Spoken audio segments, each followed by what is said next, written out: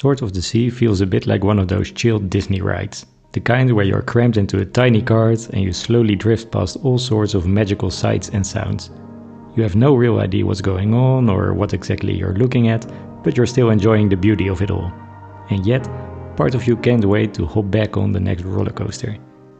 I usually start my reviews with a short introduction to the story, but I'm going to be honest here.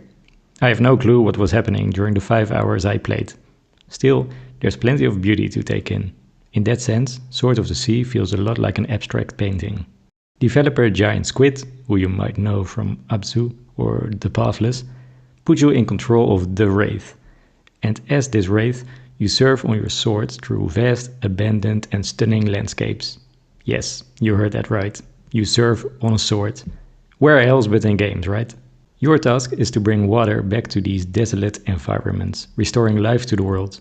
Thanks to your efforts, marine creatures soon return to flourish. Sadly, no giant squids. Total missed opportunity. The game quietly reminds you that the hope for renewal is never truly gone. That, at least, is a beautiful message. Surfing is simple. You point in a direction and the wave glides there effortlessly. You can jump, double jump, pull off basic tricks and use an action button to activate certain objects. Navigating the environment on your sword feels straightforward and, especially early on, quite satisfying. You carve across the rolling desert waves and can slide along walls. Every now and then you'll stumble across half pipes that let you unleash your inner Tony Hawk. As you progress, new mechanics get introduced, such as speed boost and the ability to hover briefly, which help you cross greater distances and reach higher platforms. Giant Squid kindly marks your path forward with big red flags, guiding you toward points of interest. Interacting with specific objects might open doors, extend bridges, or trigger huge moving chains that push you toward your next goal. Eventually, you'll unlock the main objects that restore the flow of water to the area. Doing so not only sets off beautiful animations that show the world slowly returning to life, but also grant you new tools that open up fresh paths. Restoring water, for example, brings back massive green jellyfish that act like trampolines, or seaweed strands that let you float high into the air. Other interactable objects include monuments, which provide bits of lore about the world. Unfortunately, these didn't really make the story any clearer for me. The world is also filled with tetra, coin-like collectibles you'll need in order to unlock new tricks. You'll often find them along the main path, but reaching higher peaks or hidden spots nets you extra rewards.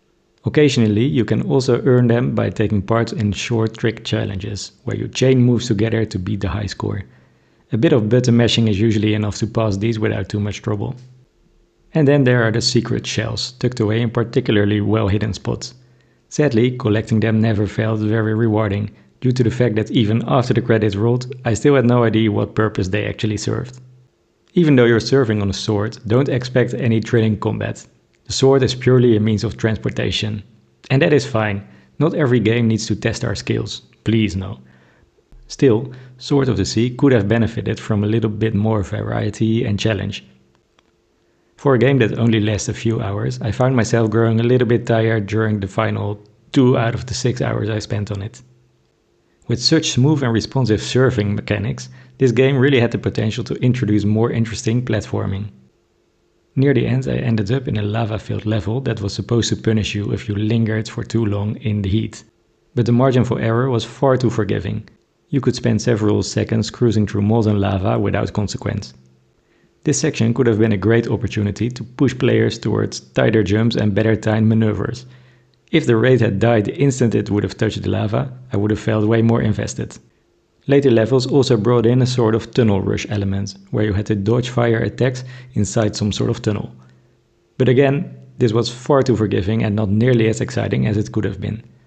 Not every game has to push me to the limit, but it does need to keep things interesting. But enough about the red flags. Let's talk about the real red flags. The real challenge, at least for me, was simply finding my way around. To be fair, that might just be on me. I can still manage to get lost in my own backyard, and my sense of direction is about as good as that of a headless chicken. Sword of the Sea has no indicators or map, so you're left relying on the red flags laid out for you, and your own instincts. Unfortunately, those flags don't disappear once you've activated the object they were pointing to. On my way to the exit, I often found myself surfing back into areas I'd already explored, sometimes making no progress at all. According to How Long to Beat, this game only contains about 3 hours of content. Thanks to my terrible sense of direction, I ended up squeezing at least double that out of it. So at least my bad sense of direction often gives me extra value for my money when it comes to games. So far this may all sound a bit complainy, but don't get me wrong, I still enjoyed my time with Sword of the Sea, thanks largely to its visuals and sound design. Every time I entered a new environment, my eyes lit up. The colors are bright, vibrant and burst right off the screen. The contrast between light and dark is beautifully executed, and I was constantly blown away whenever the game unveiled a new level. So, even when I spent a little too long searching for the right path, at least I was surfing through a world that kept stimulating all my senses. Because my ears were treated just as well. Depending on the surface you're gliding across, the DualSense controller produces subtle sound effects that sometimes felt almost therapeutic, especially when paired with the wonderfully atmospheric soundtrack guiding you through each level.